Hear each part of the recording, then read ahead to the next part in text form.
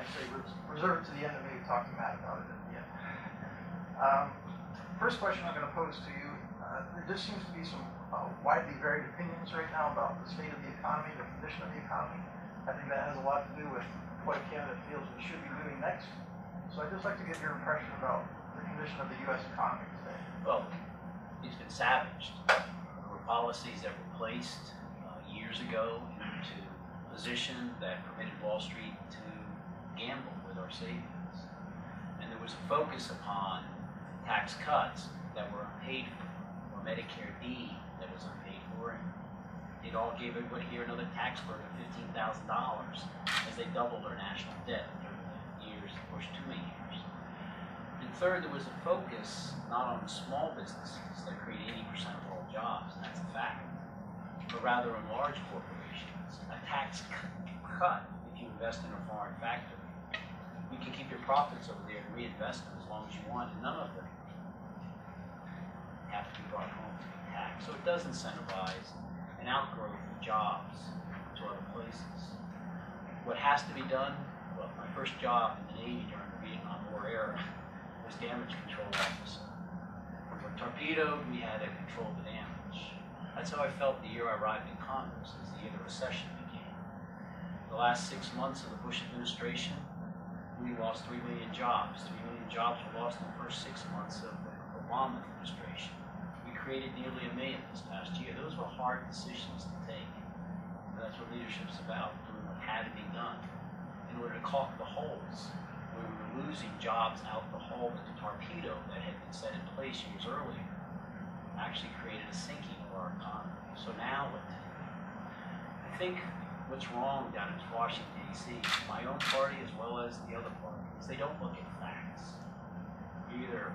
Maybe you're not a breeding ground for liberals or conservatives. When I was on the ground in Afghanistan for a short mission, that isn't how we approach issues. Is what's the problem and how to resolve it. Small businesses of less than 20 people lost half the unemployed during this recession. In the last recession, as we came out of it, small businesses created 85% of all jobs. In fact, they create 80% of all jobs in a normal environment. If my party had maybe compromised with the other party, and we can still do it today, we did a small piece of it in the last couple of weeks. When you give a tax credit of 15% for every new payroll job that a small business creates, according to the model, and in my doctorate's in political economy. I never got to use it in the Navy, but I work with Mark Zandy, who's in my district, PresidentMovies.com, at least once a week, every week. And the modeling shows that we would create 5 million jobs in 2 years. If we guaranteed community bank loans that aren't lending because they're holding on to commercial real estate loans that are tumbling, up to 98% we guarantee them to creditworthy men and women, creditworthy businessmen and women, restart their credit going again. Zero taxes for capital gains for anyone who invests in a small business. And if you are an angel or a venture capital, you can, under the new market venture capital program that the Bush administration seized in 2003, begin to get those low interest loans of 30% for investing. So if this right here, this Pennsylvania Family Plan, it has laid out, and I haven't changed this in 1.5 years except to add to it, it lays out everything from having had this previous administration where Congressman Toomey was on small business, they slashed small business administration in half, and their loans were cut in half, and they started charging a $3,000 fee. If we refocus it by doubling the 7A small business loans, letting offsets be written back off of the losses of 5 years back to the good years, so you get a tax credit back into small business. That's how the economy has to grow again, and it's because of China. Well, Congressman Toomey I can respect. The fact that he wants to eliminate all taxes for corporations, it's in his book. Now he kind of backs away from it, says it isn't practical. Oh, it isn't practical.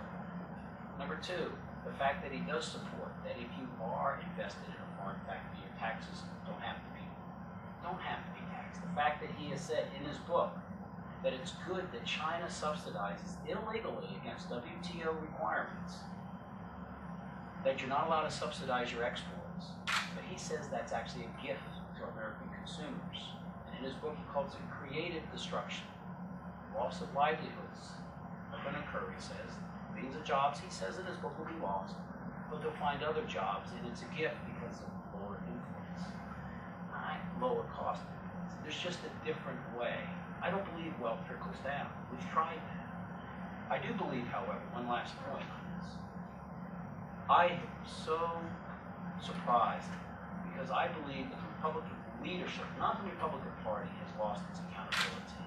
When they threw out the window the requirement in 2001 that up till then had produced 3 budget surpluses, that's called PAYGO, pay as you go, live within your means, and he voted to remove that. Not only helping to shape the legislation that let Wall Street gamble, but actually votes to remove that. We then had no tongue suppressor. We actually could give tax cuts without being paid for. We could cut a program. I have voted for that 3 times since my first year I was down there. We finally got it into law. Is it enough? No. We need caps, discretionary, caps on discretionary spending, not just mandatory, like they did during the Clinton Republican Congress era of the 90s, where the two came together in a principal compromise. I just believe there's a practical way to reach across the aisle, look at the facts, and walk through them and come up with a principal compromise, and that's what needs to be done. You voted in favor of the TARP program, Troubled Assets Relief Program. Will the U.S. government be getting its money back, and how will history view that particular program? The study that just came out says it looks like all the money, except potentially $50 billion, as you probably well know, is going to be returned. Same with the effort with the auto mortgage. I will say this: the day I took that vote, when it failed first, and the market plummeted 700-800 points, and LIBOR, the overnight lending rate between banks, shot from 0.2% to 7%. And our Federal Reserve had to, because no bank would lend to each other that night, $800 billion was given to the banks, because none of them were going to open the next day. We will know incident. That vote that failed sent us from financial crisis to financial panic. I had 4,000 emails and letters that said don't vote. 92% of them said, "Sir, we harmed our nation by not passing it that first time, because then, instead of doing what we were going to do, in which Americans are great at, begin a market. Go on eBay. We can make a market out of anything, even the John F. Kennedy thing from the 60s. We were going to start purchasing these toxic mortgage securities and start the market flowing again because of the failure of that vote. And yes, we finally got to the TARP, but it was a less good effort. He started putting cash into the banks and lines. It didn't rely upon the marketplace, which is what Mr. Paulson told us in 2 conversations I had with him and with others in the room, was the whole person. But then he had a panic because there was no cash. So was it successful? Yes, sir. Every economist of any type of mainstream says, and Mr. Paulson said, we would have gone into a Great Depression without that and the other efforts we took. I'm hearing, and I'm sure you're hearing a lot more of it because you're out there every day, discontent among some people about the national debt and the perceived indiscriminate spending, some people might use the term. Yes, sir. At what point do we begin to put the brakes on? Or do you feel that there might be the need for additional stimulus to get us further down the road? As I said in the first question, this is, the issue that has to be part of an economic recovery. It's an albatross around everybody's neck right here. And we doubled our national debt during those 8 years where there's no PAYGO. So does it have to be? Absolutely, it has to be addressed. That's why pay as you go is now in law. I, in my press release, however, said that there was a couple too many caveats to that we should have closed also. We should pay for the doctors' bills. We should pay for them and have the courage to pay for it. It was caveated. My party didn't go far enough then. Also, on discretionary spending, only 1/6 of the budget was placed under a cap. When the president announced that, I went out with the press release saying, no, we should do it to the entire. Now, do we need no stimulus? Not that that's not paid for, sir. For example, when I said that we should do these tax credits for small businesses, you can do it in 1 of 2 ways. you can close the $46 billion in tax loopholes for oil companies and tax shelters overseas that we did vote for. It got to the House but stalled in the Senate.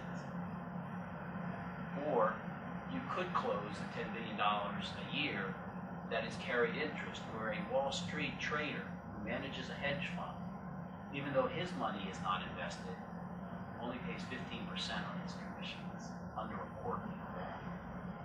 But his secretary pays 25% or whatever his or her salary is, even though they both get a wage. So there are ways to pay as you go, or unobligated dark funds. We have to now approach it. Was it necessary to caulk the hole? Sure. We were in a war here at home, much as we were overseas. This is a different approach than my opponent. Voted to throw out pay as you go. Says cut taxes. Who doesn't? But how are you going to pay for what he wants to do, zero corporation tax cuts? Someone who honestly believes that you can begin to privatize Social Security, he says, by the young. If you open up this book, it says, yes, it will add trillions of dollars to the debt, actually 4.9 trillion. But we will borrow the money, he said. Borrow the money. And then he goes on and says that in this recession, those who were invested in the stock market lost, but that's the risk you take. He also wants to take the risk and put it into Social Security, or take the security out. So we have a different approach to how we could have prevented 20 million seniors in the future from slipping into poverty as they would have in this recession. But how do you pay as you go forward? Smaller government? We all want that. But what are you going to cut? What are the details in it? And particularly as you have a skilled workforce that's going to have to compete with China, who's exporting today more wind turbines and more solar power panels than any country in the world. We're almost, not quite yet, its biggest importer. They created 100,000 jobs last year in alternative energy. We've got to compete with them. And that's where you put your tax cuts. Small businesses, they create 8% of all jobs. One last fact, if you don't mind. This is a double whammy for Pennsylvania. We've had half the growth, according to census, in the last 30 years, up through 2007, of small businesses net that the nation's average has been. Actually, here in this county, it's only 1/5 of the national average. Therefore, since they create 80% of our jobs, Pennsylvania's job growth has been 1% a year, 30% in 30 years. The nation's average is 60%, 2% a year. And therefore, like what's happened here, we've lost in this county 9% of our population. The national average, we have as many babies per family as any other state. We've had a growth in the state of 4.5%. The nation's average is 35%. The youth, unfortunately, except for a few here, walk elsewhere where the job opportunities crisis rate. When I say focus on small businesses, where the majority of Pennsylvanians work or are employed, what I'm saying is, sir, we've got a double whammy. It's not just out of this recession. We've come to the second oldest state, dependent upon a tax base of fixed income, which is why we should talk about Marcellus Shale. But if we don't regenerate it, Pennsylvania double suffers because we have had half the job creation, because we've had half the small business creation, and the youth are looking elsewhere for jobs. That's why this is a key thing to do. And my party has to understand business is a good word, particularly when small is in front of it. You mentioned the subject. I want to jump on taxes. Bush-era tax cuts set to expire later this year. Give us your perspective on that. I know you've done it before. I voted against adjournment. It took Speaker Pelosi to roll in because of my vote and vote for